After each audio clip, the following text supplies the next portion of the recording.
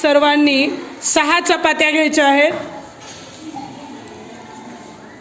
Fast.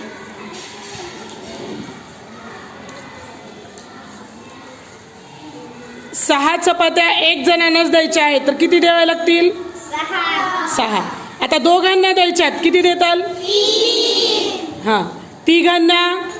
2. आता समोर 4 जण आहेत आणि चपात्या फक्त आपल्याकडे 6 आहेत आणि सर्वांना समान वाटायच्या आहेत. किती द्याव्या लागतील सांगा लवकर लवकर. हां, ठेवा त्याच्यावर. 4 जणांना समान चपात्या. मोठ्या तशाच ठेवताल का?